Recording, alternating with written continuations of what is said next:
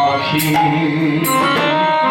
জল ঘরে ঘরে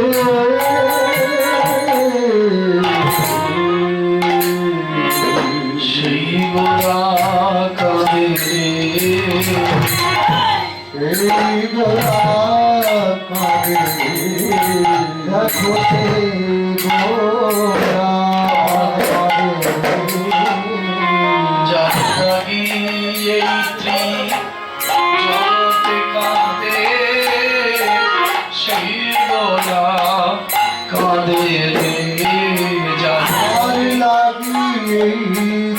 জগৎ কাঁদে সেই গোরা কাঁদে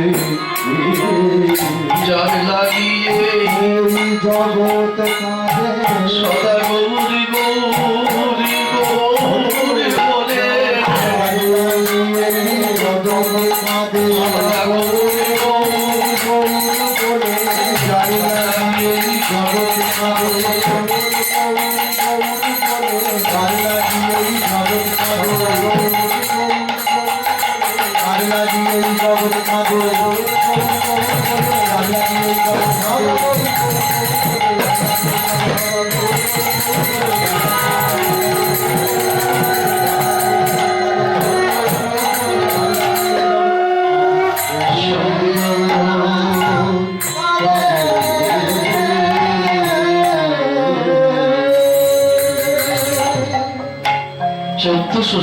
শকাব্দে 1485 খ্রিস্টাব্দে বৈবস্বত মন্বন্তরে অষ্টাবিংশতি চতুর্যুগের দাবরের শেষে শ্রীধাম নদিয়ার নবদ্বীপ আলো করে পিতা জগন্নাথ মিশ্র মাতা শচী দেবীর গর্ভে আমার গৌর সুন্দর উদয় হলেন। আমার গৌর হরি নদিয়ার নবদ্বীপে যে এলেন, কেন এলেন? আমার গৌর হরি হলেন সেই ব্রজের ব্রজেশ্বর। ব্রজের ব্রজেশ্বর যখন ব্রজে ছিলেন, ব্রজেশ্বরের 3টি ইচ্ছা পূরণ হয়নি। আমার ব্রজেশ্বরের যে অসমর্থ অবিচিন্ত রূপ, সেই মাধুর্য রূপ আমার ব্রজেশ্বর নিজে আস্বাদন করিতে পারেননি। আস্বাদন করেছেন বৃন্দাবনেশ্বরী রাধা ঠাকুরানী। আস্বাদন করে তাতে প্রেম নিবেদন করেছেন রাধা রানী। নিবেদন করেছে রাধা রানী, প্রেম নিবেদন করেছে সুখ, সেটাও পেয়েছেন রাধা রানী। এই দিনের আস্বাদনের লাগি রাধা ভাব কান্তি ধরি, রাধা প্রেম গুরু করি, গৌর আমার নদিয়ার নবদ্বীপে হইলেন উদয়। অন্ত কৃষ্ণ বহির গোরা, অন্ত কৃষ্ণ বহির গোরা, অন্তরে কৃষ্ণরূপ, বাহিরে রাধা। জগজীবকে জানিয়ে দিলেন, হে জগজীব, এই বাহিরে রাধা অঙ্গ আমি কেন নিয়েছি জানো? রাধা হলো আশ্রয়, আগে আশ্রয় করো, তারপরে বিষয় পাবে। আশ্রয় হলো রাধারানীর চরণ, আশ্রয় হলো পরম করুণ শ্রী গুরুদেবের চরণ। আশ্রয় জাতীয় ভাবে আর ব্যতি রেখে বিষয় আমার গোপীনাথকে পাওয়া যাবে না। তাই রাধা ভাবদ্যুতি সুবলিত তনু লইয়া আমার ব্রজেশ্বর নদীয়ার নবদ্বীপে গৌর হলেন। এটা হলো মুখ্য কারণ। গৌণ কারণ, উদার বর্ষ হইয়া জগৎকে নামময় প্রেমময় করতে হবে। দাঁড়ে দাঁড়ে নাম বিলাতে হবে। নাম এবং প্রেম দুটি বস্তু। আমার গৌর হরি বহিরঙ্গ শনে করেন হরিনাম সংকীর্তন, অন্তরঙ্গ শনে করেন প্রেম আস্বাদন। যাদেরকে আমার গৌর হরি নাম দিয়েছিলেন তারা হলো বহিরঙ্গের ভক্ত। নাম সবাইকে দেয়া যায়, কিন্তু প্রেম অন্তরঙ্গের বস্তু। রায় রামানন্দ, স্বরূপ দামোদর, শিখি মাইতি, মাধবী দেবী, প্রেম তাদেরকেই দেয়া যায় যারা আমার গৌর হরিকে অতি ভালোবাসে। গৌর যাদের অতি ভালোবাসে, যাদের গৌর বলিতে নয়নের বাড়ি ছড়ে, যাদের চলিতে গৌর, বসিতে গৌর, শয়নে গৌর, স্বপনে গৌর, প্রতি নিঃশ্বাসে গৌরগত প্রাণ, যারা দিবানিশি গৌর গৌর জপ করে, যারা দিবানিশি গৌর গৌর তপ করে, যাদের নয়নে গৌরের মূরতি, যাদের মুখে আমার গৌর হরির নাম, যাদের হাতে আমার গৌর হরির কাম,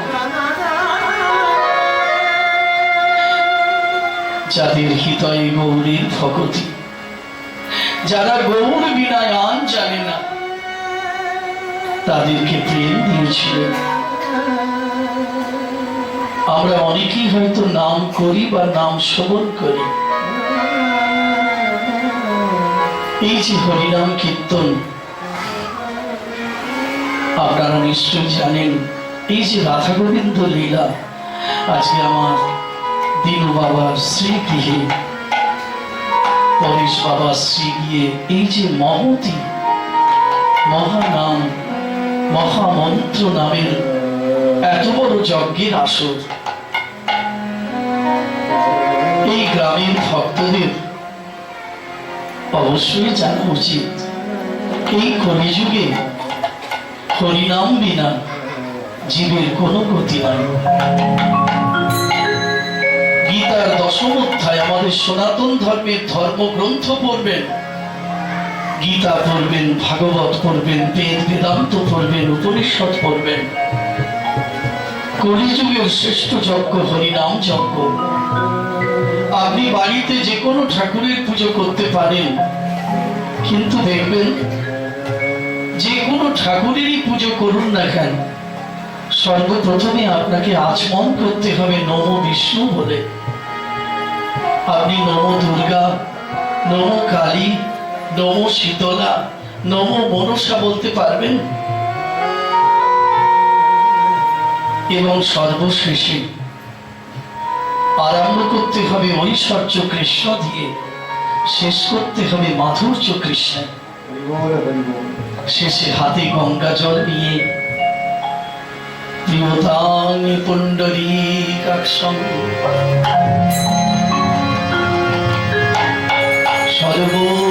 সর্বযজ্ঞেশ্বর হরি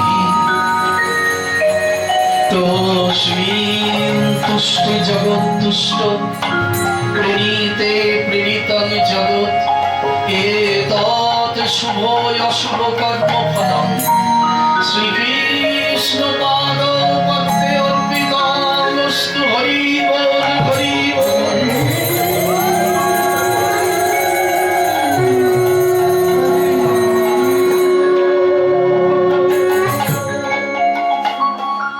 তবে শ্রী ভগবানের এই প্রেমময়, রসময়, চিন্ময়, আনন্দময় লীলা শ্রবণ করিতে হলে সকলেরই মনে রাখা উচিত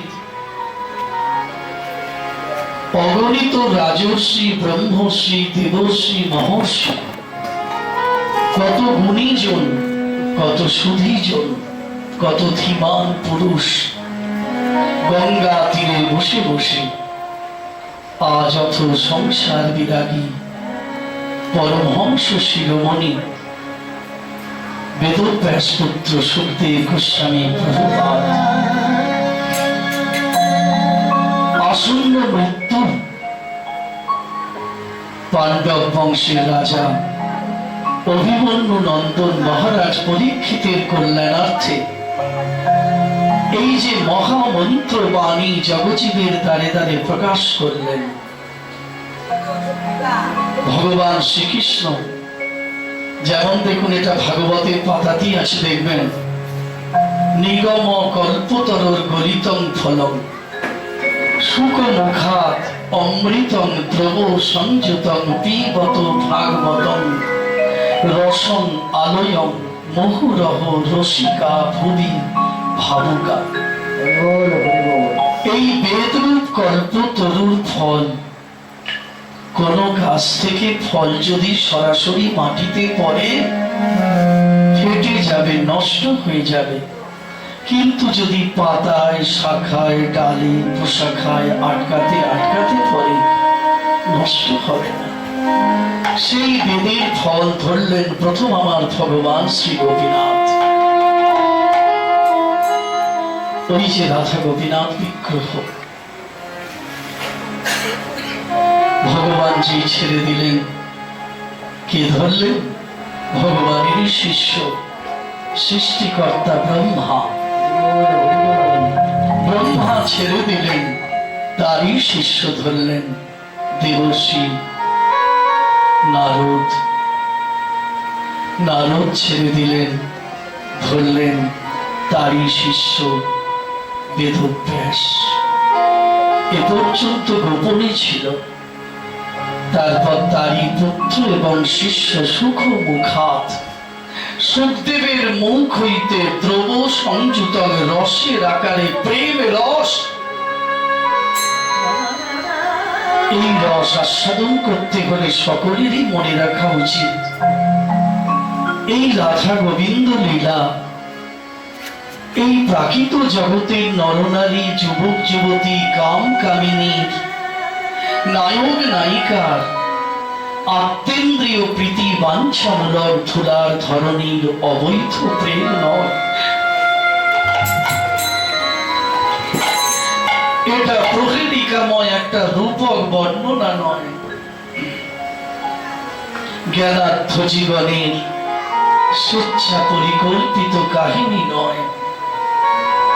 চৈতন্য চরিতামৃতে আমার কবিরাজ গোস্বামী প্রভুপাদ পরিষ্কার করে লিখলেন,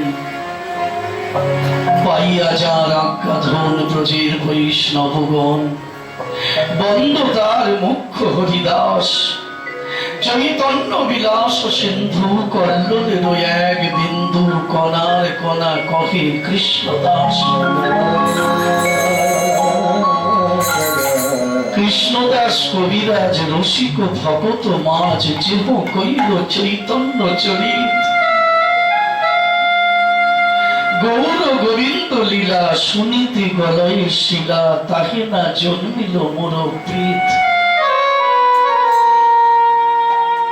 প্রভুপাদ লিখলেন এই প্রেমের সম্পর্কে, রাধিকাদি লয়া কইলা রসের রসাদি বিলাস, বাঞ্ছা ভরি আশ্বা দিলেন প্রেম রসের নির্যাস। এই লীলা হলো প্রেম রসের লীলা, এটা আত্মেন্দ্রিয় নয়, কৃষ্ণেন্দ্রিয়। আজকে তাই মহাপ্রভু সেই অনর্পিত চরিং চিরাত করুণায় অবতীর্ণ করো, সমর্পয়িত উন্নত উজ্জ্বল রসাংশ ভক্তি শ্রিয়াম, হরি কি পুরট সুন্দর দূতি কদম্ব সন্দীপিত, সদা হৃদয় স্কন্দরে স্ফুরত বসচির। দাঁড়ে দাঁড়ে বিলাইলেন কৃষ্ণ নাম, তবে নাম করতে গেলে বলতে গেলে এবং শ্রবণ করতে গেলে তাতে অনুরাগ, শ্রদ্ধা, ভক্তি, বিশ্বাসের প্রয়োজন।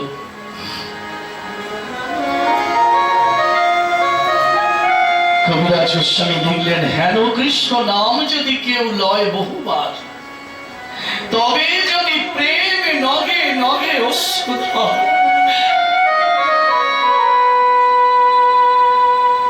তবে জানি অপরাধ আছে প্রচুর। কৃষ্ণ নাম প্রেম বীজ তথায় না হয় অঙ্কুর। বেলি অবসানকালে কোনো এক নদী নাগরী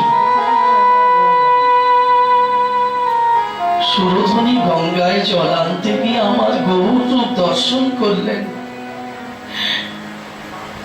এই অবিচিন্ত আজান লম্বিত বাহু,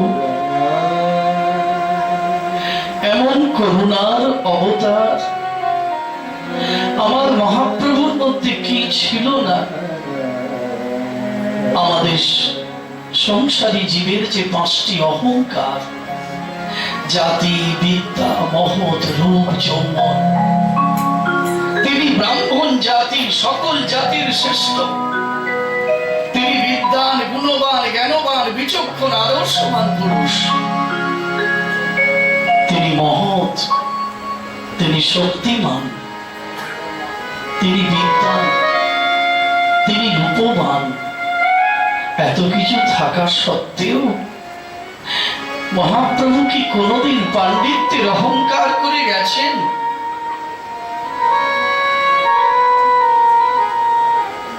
শুধু 6 গোসাই আমাদের পরম গুরুদেব তাদের জন্য শিক্ষা স্টক লিখে গিয়েছিলেন। সেই শিক্ষা স্টকের একটি শ্লোকে মহাপ্রভু দৈন অবলম্বন করলেন।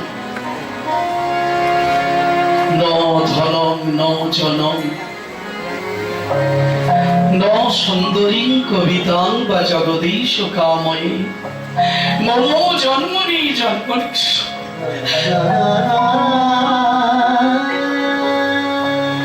ভবতাৎ ভক্তির অহৈতুকিতই। আমি ধন চাই না, জন চাই না, আমি কবিত্ব পাণ্ডিত্য চাই না, সুন্দরী নারীও চাই না। জন্মে জন্মে যুগে যুগে তোমার চরণে আমার অহৈতুকী ভক্তি দাও।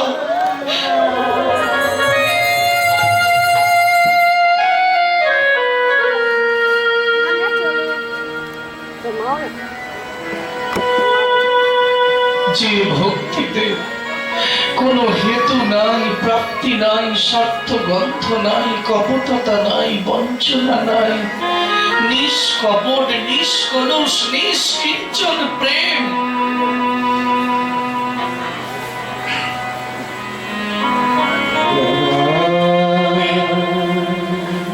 নদী নাগরী দেখে ফুলে গেল, ভুলবে না।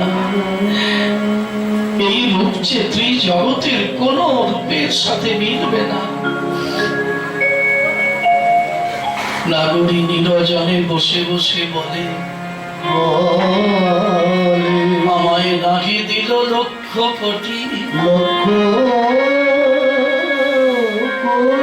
সবে দিল দুটি আঁখি,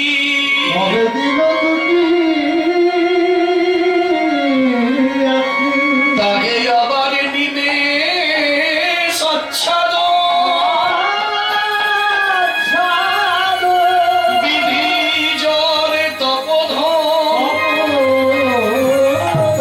রস শূন্যতার মন, নাহি জানে যোগ্য সৃজন, নাহি জানে যোগ্য।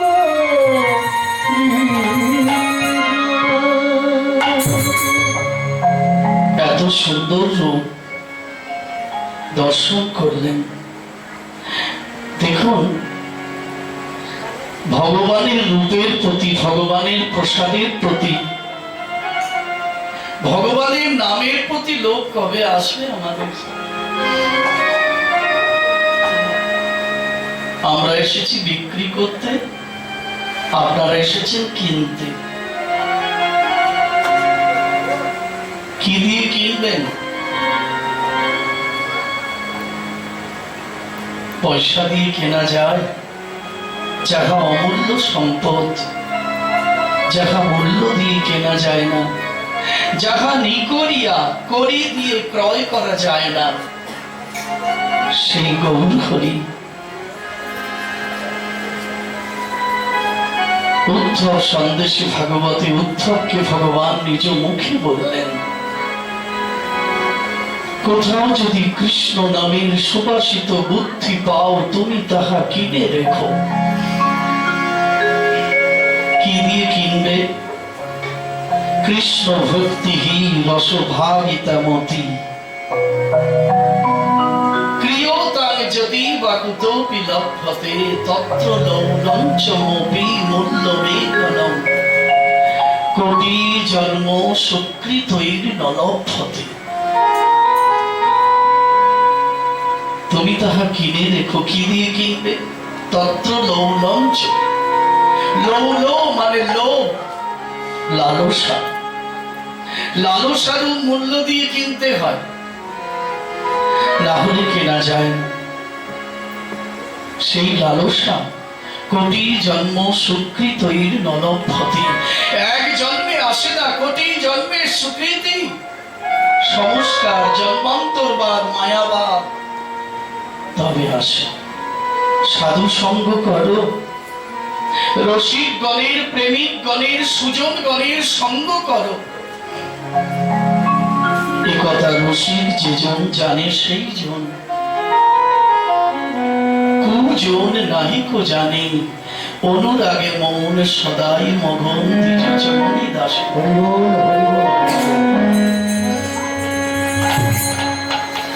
নিরজনে বসে বসে ভাবে কেবা নিরমান করেছে,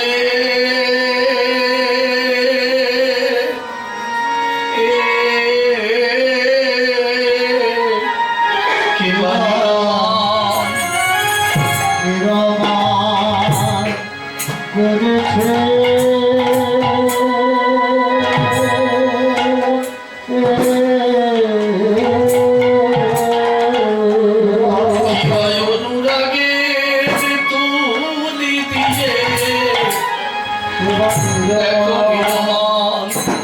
করেছে।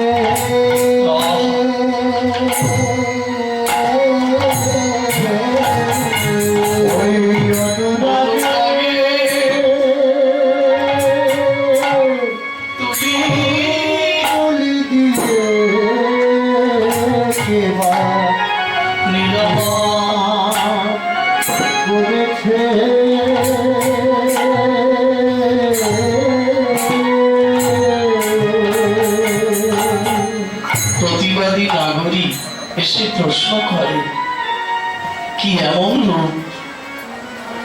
সেই রূপ থেকে তুই ভুলে গেলি? সেই রূপের সাথে এই জগতের কোন রূপের তুলনা মেলে না। তবে চৈতন্য চরিতামৃতে আমার প্রভুপাদ লিখলেন, চৈতন্য চরিতামৃতে ৬৪টি গ্রন্থের সন্নিবেশ আছে।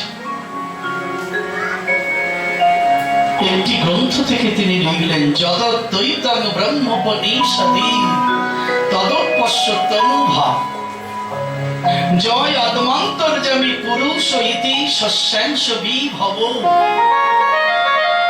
সরৈশ্বর্য পূর্ণ জয় ইহ ভগবান স্বয়ং অয়ং ন চৈতন্যাৎ কৃষ্ণার জগতি পরতত্ত্বং পরমিহ। আমাদের যে 10টা উপনিষদ আছে, ঈশকেন, কঠ, মণ্ডল, মান্ডক্য, ছান্দক্য, বৃহদারণ্যক, তাতে অদ্বৈত ব্রহ্ম বলে যাকে কীর্তন করা হয়, তিনি স্বয়ং আমার মহাপ্রভুর অঙ্গের একটি আভা মাত্র। তৎ অপি অশ্বতনুভা, অষ্টাদশ পুরাণে যাকে আদ্যান্তর্যামী পুরুষ বলে কীর্তন করা হয়, তিনি আমার গৌর হরির অংশের অংশ। জ্ঞানাধি সরৈশ্বর্যশালীর প্রতীক ভগবান বলে যাকে কীর্তন করা হয়, তিনি স্বয়ং আমার মহাপ্রভুকেও আর ভুল না।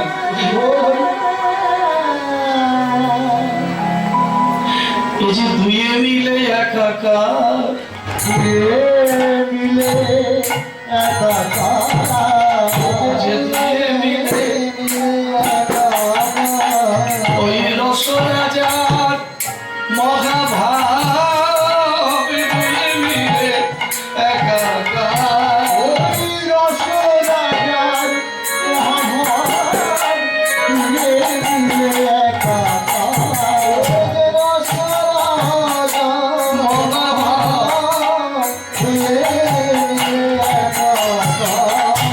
আমি যেন ভেব না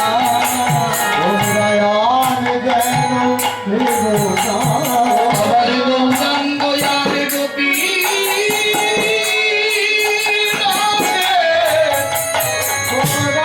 আমি যেন ভেব না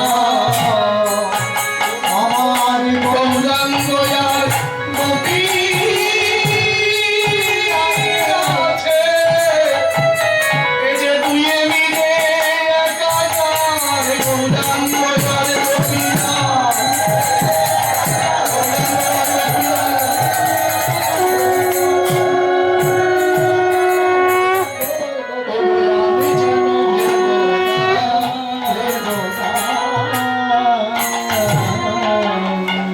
আরেকটি বলি বাবা মা, এই যে বিগ্রহ প্রতিদিন দর্শন করবেন, আরতি দর্শন করবেন, প্রসাদ পাবেন, তাতে দেখবেন নৈতিক চরিত্র অনেক বদলে যাবে, মানসিক প্রস্তুতি পাল্টে যাবে। শান্তি একমাত্র আছে এই গোবিন্দের নামে, আর কোথাও নেই। তবে আরেকটি কথা মানবেন, গুরুদেবকে কোনোদিন কেউ মনুষ্য জ্ঞান করিবে না।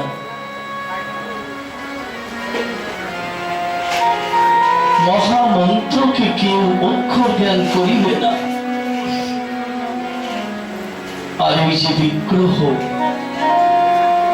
কেউ কোনোদিন পাথর, মাটি, কাঠ জ্ঞান করিবে না। বিগ্রহ 8 প্রকারের হয়।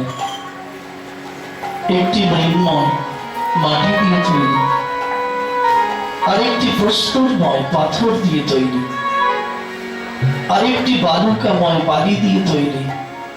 বালুকাময় বিগ্রহ দেখেছেন তো? বৃন্দাবনের ব্রজগোপীরা যমুনা নদীর তীরে দিয়ে বালি দিয়ে কাত্যায়নীর মূর্তি নির্মাণ করেছিল, বালুকাময়।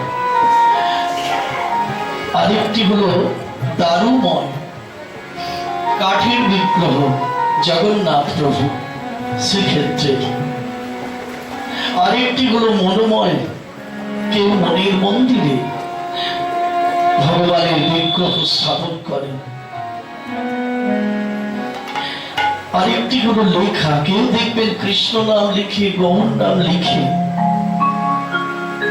তাহাতে তুলসী, চন্দন, পুষ্প দেয়। আরেকটি হলো চিত্রপট, চিত্রপটও কিন্তু সাক্ষাৎ বিগ্রহ। এই 8 প্রকার বিগ্রহে সেবা হয়। বিগ্রহকে কেউ যদি পাথর, মাটি, কাঠ ভাবো, তাহলে চিন্ময় সত্তা কোনদিন অনুভব হবে না। তিনি আছেন জলে, স্থলে, অনলে, অনিলে, অন্তরিক্ষে, ভেতরে, বাহিরে, ওতপ্রোত ভাবে। তিনি প্রতিটি জীবের অন্তরে অন্তর্যামী, প্রকৃতির অন্তরে অন্তর্যামী, অনন্ত কোটি বিশ্ব ব্রহ্মাণ্ডের তিনি অন্তর্যামী। কেউ বলে তুমি নাই, ভালো করে প্রভুর দিকে তাকিয়ে দেখো, আগে আস্তিকত্ব আনো, করো গানটা করো। বলে আজ তুমি না তোমার চরণ ধ্বনি আজ মহাবিশ্ব তোমার চরণ ধ্বনি আজ মহাবিশ্ব হৃদয় মাঝারে শুনি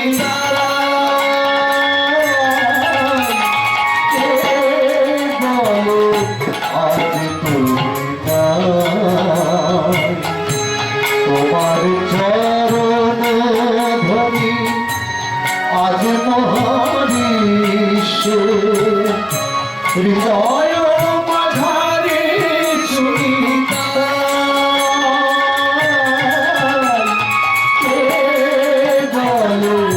আজ তুমি